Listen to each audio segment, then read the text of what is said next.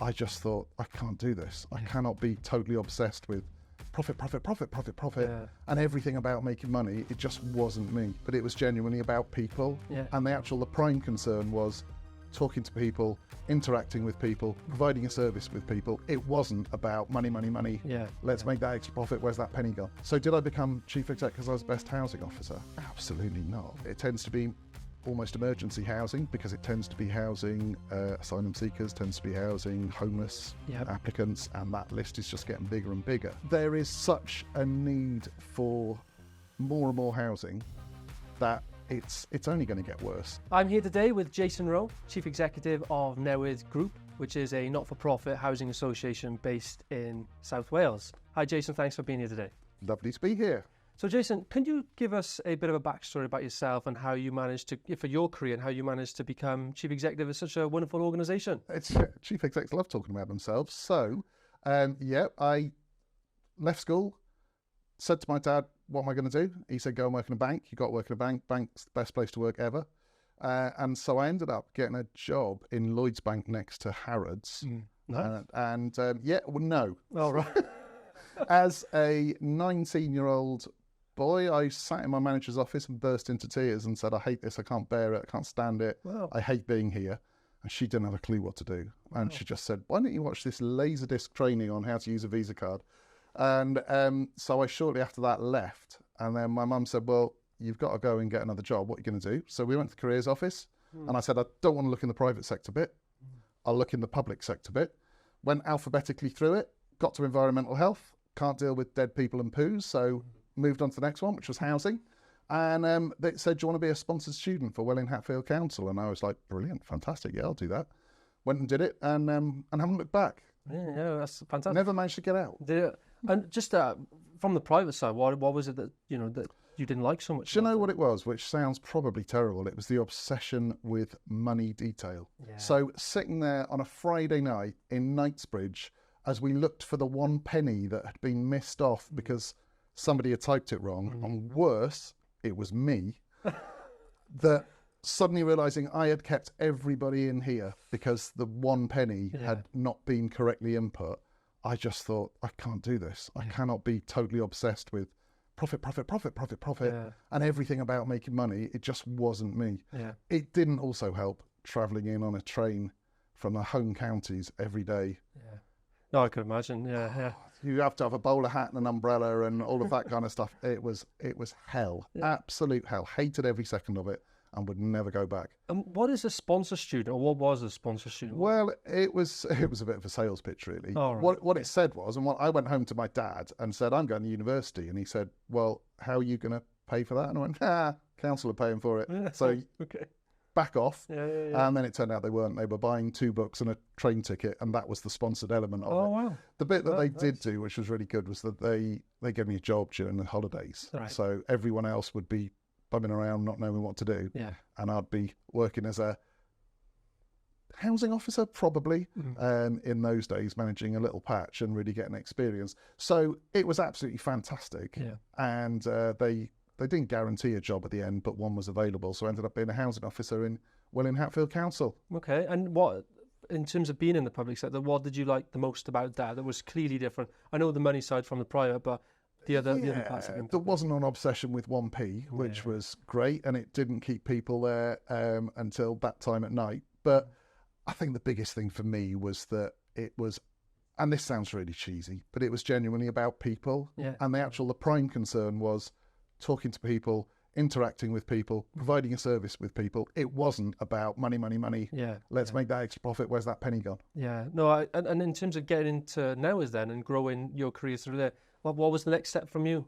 Well, the next step was actually all to do with outside of the world of housing. It was actually bumping into someone that I knew from university, who then brought somebody from South Wales up, who then I ended up going out with, and then ended up moving to Wales. So that's how you landed in Wales? So I ended up in Wales just out of accident, really, and started in Glamorgan and Gwent as a housing officer there, and then moved to Newydd initially in 1996, which seems a long time ago. And you've obviously risen the ranks, got to the chief exec position. And a question that I get asked sometimes, and I don't know if you've ever been asked this, but What does a chief executive do? Yeah. Do you know, quite often I get asked that. And there's amazing perceptions, isn't it? I reckon media perception is that we go and play golf all day and do nothing else than order people about. We shoot podcasts all day. Yeah, and shoot podcasts, sit in comfy chairs, talking, drinking coffee. Yeah, I mean, an awful lot of the time, the cheesy answer is dealing with the strategy of the organisation. Where are we going? How are we going to make it better? How is it going to continue? And how are we going to make sure we deliver brilliant services to our tenants? So it's spending an awful lot of time doing that. Yeah. I've got to say, though, yesterday's diary, I was taking the mick with quite a few of my colleagues to say, look at my diary yesterday. I had catch up. It just looked like I sit in places like this, catch up, drink coffee and talk about myself. Yeah. But it is important, right? Because for me, you know, when you are a chief executive or a leader of a company, you know, you'll have a very strong team beneath you, all striving for that objective. But your job is to make sure that everybody is aligned to that objective. It is clear, the strategy is clear, everybody knows what they're doing, they've got that sense of purpose coming in, and making sure, you know, that how we are getting there, we've got the right people, they're motivated, they're happy, we've got the right financial strategy in place, and we've got the right operations and systems in place, and everything is green. Yeah, absolutely. I mean, I think one of the things you get early on, which I totally agree with, and is an easy thing for people who are trying to make their way in their career to get lost in, is this sort of perception that you become chief exec. So I was a housing officer when I started off. Yeah. So did I become chief exec because I was best housing officer? Absolutely not. I was crap as a housing officer. I was rubbish. I still have some of my staff will come up and talk to me and say, oh, you used to be a housing officer. What would you do with this? And I'm like, you really don't want to ask me what I would have done with this. Because for a start, it was 20 years ago. And secondly, I was crap at it. Yeah. So I think there's often that perception that if you're the best in your job, you're going to make your way up. No, it's not. It's, as you said, it's about managing people and getting the best out of others. Sometimes, if you are very good at your job, you actually stay in that job because you become, especially from a private organisation standpoint, somebody's very good at their job, they become nearly irreplaceable. Yeah. And you can't move them up or move them even to the side. You need them to keep doing what they're doing really well. Well, isn't it the Peter principle that is if you're the best at your job, you get moved up and up and up until you're actually you get promoted to incompetence. Yeah, correct. Yeah. And that, but you are right. As being a leader is completely different to being in the operations. Yeah. But everybody needs to do their part towards that strategy. So in terms of Newydd then and the strategy, can you give us a bit of explanation? Who is Newydd? What is Newydd? What is? Well, as you said, we're a housing association based in South Wales. So we've got properties in the Vale of Glamorgan, in RCT, and stretching up to Powys, and a few other properties dotted about. The closest ones to here being Newydd. Mm-hmm. We've been around since 1974 was when we was launched. So we're coming up for our 50th birthday this year. Wish us happy birthday sometime this year. I don't know when, but at some point this year. So we build and provide houses, affordable housing, usually for people on the waiting list. The way things are going at the moment, it tends to be, we don't aim it to be, but it tends to be almost emergency housing, because it tends to be housing asylum seekers, tends to be housing homeless applicants, and that list is just getting bigger and bigger. Yeah. So there's an awful lot going on, and there's an awful lot of customers. Totally different world again, going back to the public sector thing that I was talking about earlier on. You know, in those days you're desperate for customers and get customers to come across. We've got more customers than we could possibly ever imagine, and a big queue of them out the door. Yeah, no, 100%. From me, from my point of view, I had a letting agency. That's for one of the very first businesses I had. And back then I used to work with housing associations and charities, and a lot of the time it was on the emergency side, even back then as well. So your single parents that are classed as vulnerable because they've got young children, and asylum seekers, even then homelessness as well. And back then there was constant need to provide housing. Fast forward to today, where I'm heavily involved in the sector as well on the private side. I'm with the stats that get published even from Welsh Government. Over 90,000 on the social housing waiting list, and over 11,000 in temporary accommodation, including children, in Wales alone. I mean, from your perspective over the years that you've been in this space, Are you seeing it getting worse? Oh, definitely. I mean, it's completely changed. When I started in Welling Hatfield Council, everyone was shocked to say if you joined the waiting list in those days, you would be waiting 35 years probably before you got a house. Wow. And that was a shocker. Now, I think we'd say to people, you won't even get on the waiting list. Yeah. You're not even going to go on it. There is such a need for more and more housing that it's only going to get worse. And I mean, at the same time as that, as you talked about private rented, that's reducing. There's less private rented properties out there. So that sort of collaboration, whilst it's still there, is dwindling. And so there's more need for social housing. And I read a statistic, I don't know how accurate it is, but apparently every time the private rental sector rents increase by 10%, homelessness increases by 1%. I can believe it. But in the past, 3 years at least, rents have exploded. Absolutely exploded. Way more than 10%, multiples of 10%. So, in theory, homelessness would have increased exponentially. And from what I can see, it has. And obviously, I know you've got waiting lists and you work very closely with local authorities. But for clarity point of view, because I get asked this sometimes, what is the waiting list? Who talks about the waiting list? What is the waiting list? Yeah, I mean, historically, we used to have our own waiting list. So you wanted a house, you'd come and knock on Newydd's door, fill out a form, join our waiting list.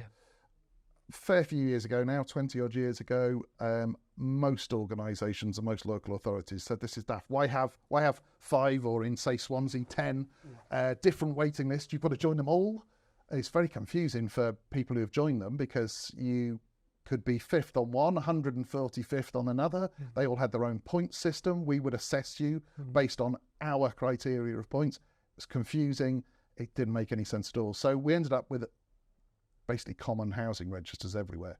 So they're held centrally by the local authority, and we take our allocations, sorry to use all the jargon, but allocations from the local authorities. So there is now one waiting list per local authority. You join that list, it still has an element of points and priority need and whatever on assessing those assessing the applications. But we all take them from one place. Okay, all right. Makes sense. So, and then in terms of Newydd's targets for helping towards this crisis, I call it social housing crisis, Newydd have over, how many homes do you own, and what is your target for new homes and delivery going forward? Well, we got just over 3,000 homes in management at the moment. Our corporate plan would like us to get 600 extra in 5 years. Whether that's realistic or not, that changes every day, as you would know very well. And changes with things such as land prices, planning. Planning. Absolutely, and grant availability. We're talking an hour on planning, shall we? Oh God, we could talk for 3 days on development. But it is important. I mean, so we're social house building private company, and we specialise in working and collaborating with registered social landlords across Wales to identify sites in areas of high demand for waiting lists, and trying to work together to bring them through the planning system to then build them out, so then they can finally people can live in them that are on the waiting list.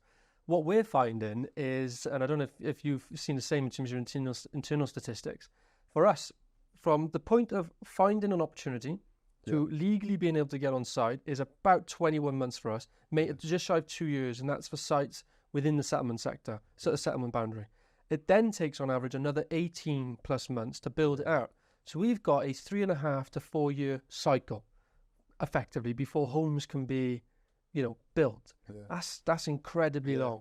It's incredibly long. I was talking to somebody who's worked in the sector for some time, and they were telling me that about when I started in Wales in the 90s, that it would be potentially a couple of months, well, maybe a bit more than a couple of months, but you would get started pretty quick. You'd get your planning through, you wouldn't get quite so much an NIMBYism perhaps. There'd be plenty of sites, it would be pushed through, and it was almost, come on, keep finding sites, develop. Whereas now, as you say, going through the processes of, what have you got, phosphates going on as well?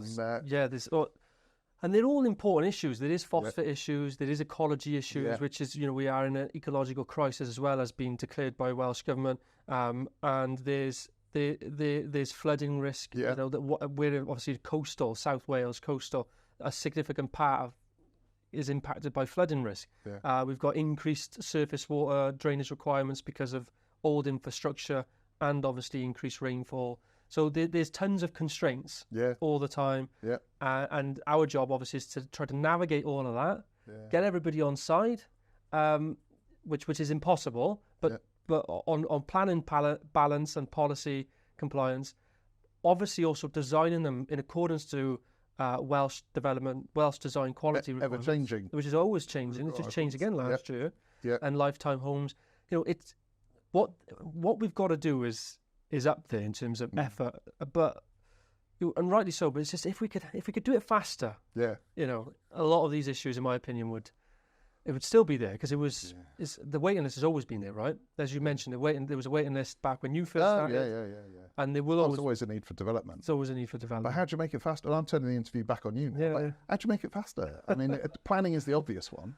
Yeah, but there's these easy wins in planning, in my point of view. It's like the Section 106 process for planning, which is like a standardised document for financial contributions or affordable housing contributions. For some reason, every time we do a Section 106, it has to be drafted from scratch all the time. And surely they should be able to template that, because we budget internally 1 to 1.5 months to deal with just the Section 106. But until you have the Section 106, you can't get the decision notice. And if you can't get the decision notice, your judicial review period, which is 6 weeks plus another 10 days, so 2 months before, you've got planning, but you can't do anything for 2 months because there's a cooling period because Welsh Government can call it in. Yeah, I've opened a can of worms here, haven't I? You have, so I'm going to flip this I might back. pop out, make myself another coffee while you carry on. But there's so much that needs to be done. I don't have all the answers at all. No, nobody does. Nope. And it's trying to balance up all of those constraints. But from a housing association point of view and working with private developers, how does Newydd build these 600 homes? How do they do it then? Is it working with private sector? Do you do it yourself? What happens? Well, it's all outsourced. But we end up with a grant and we end up with private finance, a mix of both. Find a site, develop a site. Find out if there's a need. I mean, for years, in my role in the sort of housing management side, development would always come to us and go, "We've got this site. Do you think we can develop here?" And the answer was, we could let any property because there is such a need. I'd struggle to find anywhere that I'd go, "No, that's just not going to work." Every single place, it would be a case of build as much as feasibly possible because we will always let it. There is no doubt of that at all. And then, then go through the process that, as you say, is getting longer and longer and longer and longer. Yeah.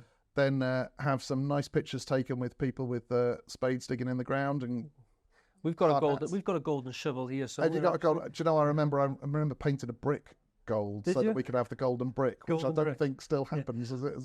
Golden brick happens now. Oh, it does still happen. Only for VAT purposes mainly.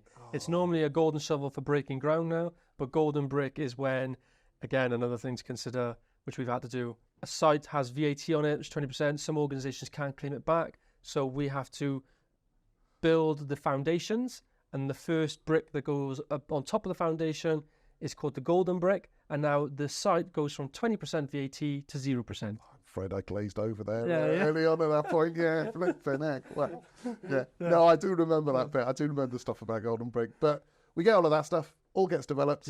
Yeah. We get allocated the tenants who are going to go in there from local authority. They come round and are always dazzled. I mean, if there's one bit that I used to love about the job when I was housing officer, it was taking a tenant round a new property or a refurbed property. Yeah. But looking at those and they go in and they're just amazed, absolutely amazed and so relieved. And I would agree with you on that. And you know what, we finished one recently, and it is very stressful, right? And when you're building, there's lots of challenges that come up. But when you do finally hand it over, we get two reliefs. One, the job's finally over. Yeah. Right? All the issues, we're finally handed over. Fantastic. It's great.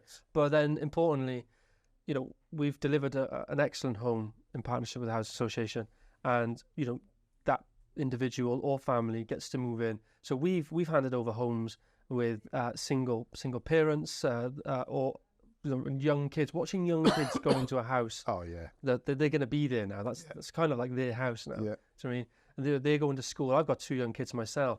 Once you, I don't know if you've ever found this, but when I had kids, it made me a lot more, like, I would say a word, emotional and appreciative to seeing other children not in stable housing or having quality accommodation. And it can't, if you do not have a stable house or quality accommodation, it's got to have a massive impact on your future. It's got to, because that being stable will give any child the best chance, in my opinion, in life going forward. Absolutely, and it's certainly out there at the moment. You'd be a standard bearer for housing first, which is get the housing sorted. All of the other issues about health, education, life chances, all of that improves massively because you've got a stable home, you've got that bit sorted. The rest of your life can be addressed at that point. So yeah, totally agree. And there was another article, I'm sorry to go on about it, but I read it recently, it was from Housing Today, that apparently building social housing in Wales could add £50 billion to the economy. I mean, that's big. Yeah, I think politicians probably get fed up of us bleating on about why don't you focus on housing, because of course they've got everyone in every other sector saying focus on us. But yeah, I mean, as somebody who's been in the sector for that long, focusing on social housing and putting all the money into social housing would, I believe, solve huge amounts of the problems in the world at the moment. I fully agree with you. And coming back to actually developing them and delivering on the targets. So there's, if I'm correct, a housing association can develop a development team. Yeah. Right. That with team members, pretty much a development director, maybe a head of development and project managers, and you may find your own land opportunities or have land already in your own stock, and you may internally project manage that through the planning system yourselves, working with consultants, and then go out to competitive tender or on frameworks, working with contractors to deliver them. That's one way of doing it, right? Then the other way of doing it, which is what we specialize in, is what's called instead the package deals, where we find opportunities and then work in partnership with yourselves by bringing them forward and say, here's a site that we have. Would this suit you? And can we design it for the waiting list and then deliver it together? So am I right in saying that? Yeah, you know it better than I do. No, yeah, absolutely. No, that's right. Yeah, that's pretty much how it works for us. But from my point of view, where it's benefit the private can work with housing associations really well is that if you think about that, what I just said, if the whole target is put on just the housing association's internal development team, housing associations are set up primarily to look after tenants, right? Housing, quality support, look after in tenants, people first, as you said, and they've been forced to develop. Yeah. In a way, I put in words out there, but we have to build more homes. So build more homes. And if you had to deliver the 100% of that target with your own internal development team, these housing associations have to gear up like house builders effectively. In England, some of them rival house builders in a way. So I think sensible partnership, when we come along, there is a USP, there is a benefit for those in the private house building sector to start working with housing associations. Would you agree with that? Yeah, absolutely. I mean, the only constraint that stops all of that, of course, is finance and in making sure that there is money there to be able to do it. Because, I mean, if it was all grant funded, we'd all be sitting here saying, well, give us all the grant money and we'll deliver as many houses as you want, and we would have a huge development team. But because of the way housing associations are funded, at least 50% of the cost is going to be found from loans, private finance, and of course that costs interest, and then you end up talking about limited budgets there, and as you alluded to, you've got to try and focus on the current tenants as well. So you can't put all of your money into loans, and that's very restricting. But chances of us going back to 100% grant rates, I think, probably gone. Yeah, 100%. Yeah, but you are right. There is the new build housing, which is important. But then also you've got I don't really like the word as much, but a stock of over 3,000 homes. That obviously a lot of that stock is older properties. Needs reviewing. Yeah, and you've got tenants living in there, and there's a cost of living crisis as well. Yeah. And not only that, but there's a sustainability crisis. Yep. So we've got all these crises going on. So they're I'm putting words in the mouth now, but we've got new build housing. We have to retrofit in existing stock. Yeah. Where does all the money come from for that? Well, absolutely. I mean, the biggest one there at the moment, from the point of view of money, is the decarb and the retrofitting. And it's like, so we've got 3,000 properties, all emitting carbon. Yeah. And there's a great target, which fully support, of let's decarb all our housing. Yeah. But I think realistically, how are you going to persuade homeowners to spend a fortune on decarbing their own house? Mm-hmm. That's going to be hard work. How are you going to encourage private rented landlords to decarb their stock? They need some money. They're not just going to do that voluntarily. So, of course, social housing has been targeted as, well, you lead the way, which in some respects, fantastic. Yeah. But in other respects, okay, but where's the money coming from to do that? Because it costs a fortune. I think the average cost, the Welsh Government assessed the average cost about 25,000 per property to decarb. Yeah. I think there's a lot of us who would say, well, that depends on your stock. You know, decarbing a 1990s house is probably significantly cheaper than decarbing an old coal board house from the 1900s. Yeah, some of those 90s homes were built in timber anyway, weren't they? So it was might just be PV and that's right. It might be, might be very easy to do, but there's a huge amount of where's the money going to come from that. And there is some Welsh Government grant that comes across, but you're not talking about 40,000 or even 20,000 per property to be able to do that. Yeah. So that is going to take a lot of doing. So there's plenty of crises. Keeps me going. So what is your focus then? You know, chief executive now is what are you when you sit in your own armchair in your home or office? What do you, when you're looking forward? I mean, what is on your mind? What are you focused on? It's all of the things you've just talked about. I mean, it's how do you develop more properties? So we want to address the homeless crisis, absolutely. Yes. How do you refurb the ones that we've got? So we want to decarb as much as feasibly possible. Yeah. How do you deliver the services to the tenants? Because they also want their properties well maintained, as you'd expect. They want their communities to be vibrant and resilient. So you've got all of those, and it's what chief exec doesn't say, that it's like juggling constantly. You know, it's throwing all those balls up in the air and wondering which one to catch first. Yeah, because again, what we've said about these different grant pots, and we want to do all this, but you need all the money. No doubt you have all of your team members all wanting to do initiatives coming to you or to the board. Yeah. We want to do this, and so you've got to juggle. We can't do that now. We can do this one. Yeah. So and it's interesting, isn't it? Because every couple of years you end up doing a corporate plan, and your corporate plan is either realistic or aspirational. Yeah. And so you've got to be aspirational. I'm an aspirational person. You've got to be aspirational. Yeah. So you've got all these aspirational targets. To see our plan. And you think, how are you going to meet all of those? How are you going to meet all of those? So let's do a realistic one, which says, let's just turn up every day and do the best we can. Yeah. But that's not really the best corporate plan you can ever come up with, really, is it? No, definitely. We go aspirational too. Yeah, good. I quite like that. And some of my team members, I'll say, right, we need to do this. And they'll say, right, well, how are we going to do that? And I'll say, you can do it. Yeah, absolutely. Inspiring stuff. Come back to me next week. You've got this. Yeah. Yeah.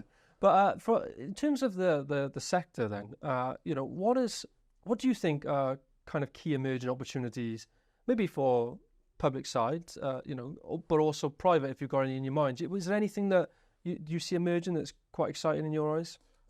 Exciting? We're talking about social housing here. I mean, I'd always look on the positive side. There's always things that are going to happen that's going to sort it out. So let's hope that we've got the support of Welsh Government. Welsh Government are very pro social housing and do everything they can to try and support us. Long may that live. Yeah. I suppose, without turning it quickly negative, let's not go down the England model and end up where next question was going to be challenges. Don't go down the England model. So as long as that continues, then there are opportunities. We're not going to solve the housing crisis, but I don't think we'll ever solve the housing crisis. I said during, the 90s, there was a housing crisis, and everyone said, blimey, I've never seen it worse. I've never seen it like this. I can go to every single one of our CIH Thai conferences, and every initial presentation of that will be, we are in a time, unprecedented times, unbelievable crisis. So every year there's always been a crisis, and every year we've come back and gone, right, let's try and address as much of it as we can, and we do everything we possibly can. I'm not going to be so unrealistic and say that we're going to solve all our problems, and don't worry, in 10 years time there'll be no waiting list, there'll be no homeless, everybody will love social housing and it'll be all over the place and it'll be the 10 years choice. That's not going to happen. But we're going to keep on chipping away at it, and by the time I retire we'll be in exactly the same position as we are at the moment. Nobody can see what's around the corner, but I say, as long as every day and you've got a plan and you're trying to do the best you can to make a difference every day, then that's kind of the best you can do, isn't it? But I want to change tack very slightly, because there's going to be people listening to this that are very young in their careers. They may be in housing, or they may want to get into housing, or just be interested in it.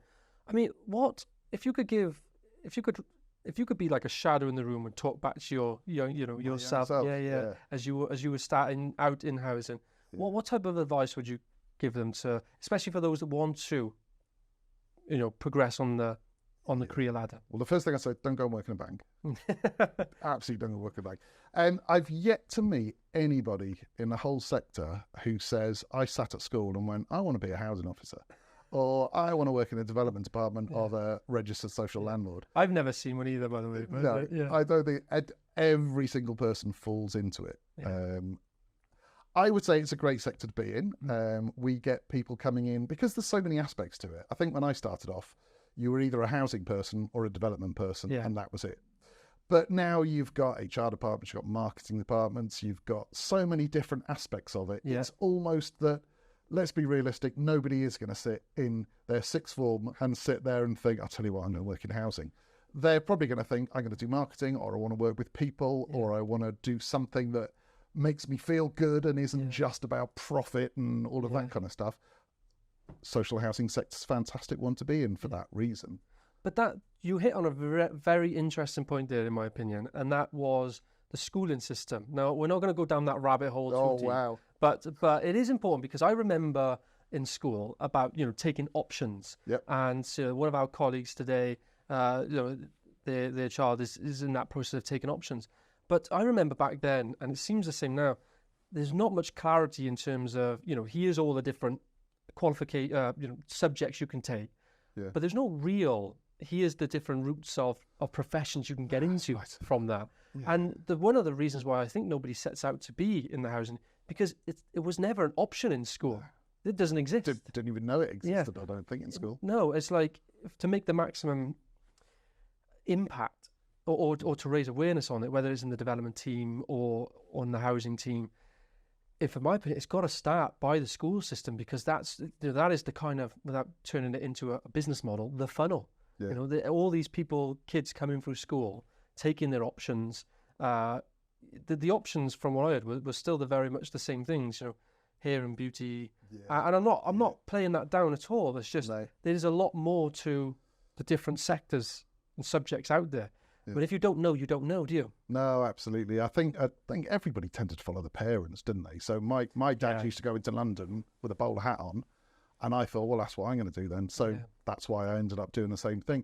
My kids, when they were at primary school, said, I want to work in the housing sector. And it's like, oh my God, really? Is that really your aim in life? And they're both HGV drivers, so that definitely didn't come off at all. No, for anybody who is watching that is my age and did a thing called Cascade in school in the 80s, you had to tick all these questions about what you were interested in. Okay. And this amazing computer system, bear in mind this was the 80s, this amazing computer system would tell you what you're going to be. Really? And mine told me I was going to be a freight secretary, which I still don't know what a freight secretary is. I have no idea what that is. I haven't a clue. I think it's something to do with sticking containers on ships and sending them abroad somewhere, but I have no idea how it came up with that. It's turned out a little bit better. It went wildly wrong somewhere along there. Somewhere, I don't know how that ended up. I mean, you could be shipping off crates somewhere, but you're currently managing a housing association. The thing is, when you are at school, you want to do something that is cool and sexy, don't you? And registered social landlord isn't cool and sexy. Yeah. No, I agree with you. And it just comes back down to that, I suppose, as well. It is, I'm a firm believer that the educational system needs to be upgraded. You know, it was designed for the Victorian era, and it needs to be brought into this new modern era, in my opinion. But more importantly, is more time to actually explain to, you know, pupils what are the options out there and the impact it has. Because, you know, Gen Z and all that, but new kids coming through, they are being brought up in a much more sustainable, you know, environment where social impact, sustainability, you know, ethical business and good governance are actually driving points now all the time in the media. Which would you agree with that? Yeah, I would say talking to Gen Z and that, I would have said that one of the things that has hugely changed and possibly made us more appealing as a sector was after the pandemic and working at home. I mean, we have had a revolution in terms of the way we work. And up until 2020, I would have said, you know, we sit at desks in front of computers in very grey, miserable, boring offices. And then we finish at 5 o'clock, swipe out and disappear off home. You know, that is not exciting to most people at all. But now, you know, working at home and you can work very differently. You come into the office when you want to come into the office, and you go in and it's all very different, and you sit in funky little rooms rather than sitting at desks. That's got to be more appealing. Yeah, it is, because there's not many private companies that are doing that. No. Even now, even after COVID, so a lot of them, you know, push straight back into the office. Yeah. You know, I'm talking to you now, and we're all in the office, so be careful. We are pushing back against it and making sure that we do not fall into that trap of you've got to come in 3 days a week. I don't want that at all. Yeah, no, that's really interesting because it's quite. Looking back, I still can't believe that, you know, COVID and all that happened, and, you know, illegal to leave your house and things like that. I mean, crazy times. But what was the biggest takeaway from that for you from being from that time? Yeah, from that time. Yeah, I think there was a couple of things. There was firstly how much it impacts our communities. I mean, that's the big serious message that definitely came out. Yeah, sure.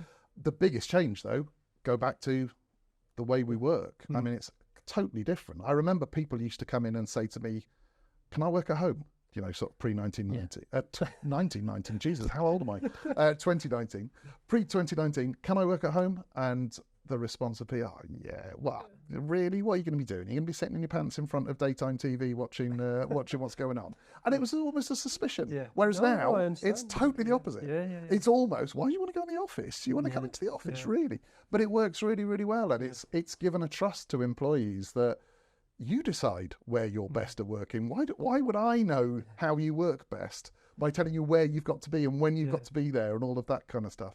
And those days of people standing by our swipe out machine waiting for it to click over to 5 o'clock and then they can go. I mean, that's madness. I remember when my first business, is going to be cringy now, I actually put in place a fingerprint system. My management style has dramatically improved. That was when I was 17, 18. That's how people would clock in and clock out. That's amazing. Yeah. And we're not like that here. People come into the office, but I don't actually track it. It's no. But I love being in the office because I love being around people. Personally. I quite like going back into the office, but I like the fact it's choice. Yeah. And the people that are there are choice rather than sitting there thinking, "God, I wish I wasn't here talking to you." And it's far better. But actually, management style of measuring people by presenteeism and whether they've signed in. Yeah, I mean, that is just not good.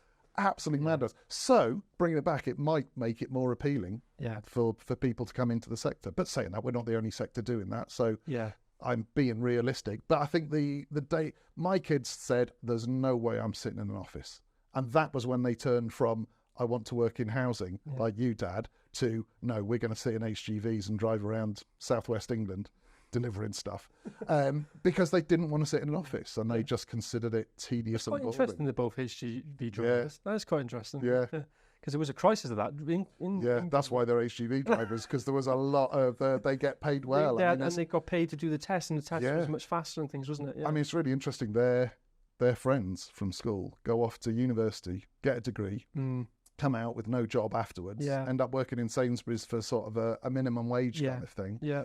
They didn't go to university, which was sort of shock and horror. Oh my God, you're not going to university. And they start on 35,000 driving HGV lorries around southwest England. And it's hard to say as a dad, I'm not sure you made the right career choice. I mean, absolutely, they've done the right thing. Yeah, it's all credit to them. No, it's incredible. And I agree with you on that. Yeah, there's, again, from the education system, a lot of people are going to university for the sake of going to. Yeah, because your parents told you to. Yeah. I did university the boring way, running a business, doing it part-time in the evenings. Oh, nice. Paid for. God, that takes some doing. Yeah, so I got no friends. So. Fair enough.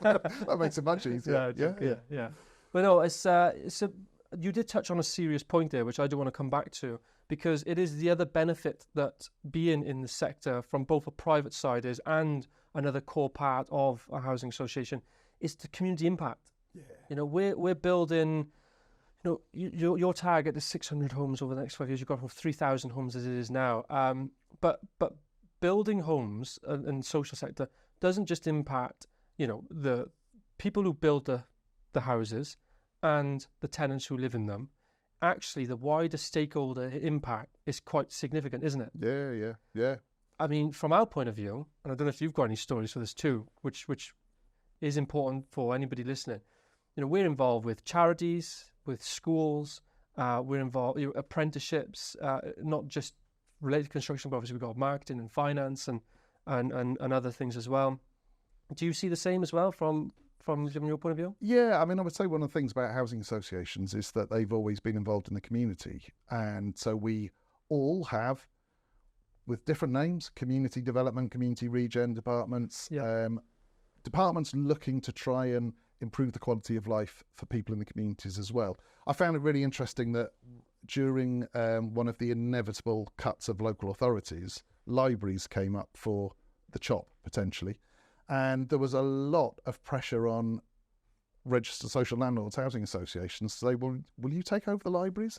And it was just... I didn't know that. Yeah, it was quite a big push, particularly in some of the valleys areas. We were asked, would we take over the libraries? And it's like, from a community point of view, absolutely. But from a, can we spend tenants' money on something that perhaps people aren't going to quite as much anymore? Some people would definitely want it, but others would say, I'd much prefer you fix my roof than put money into a library.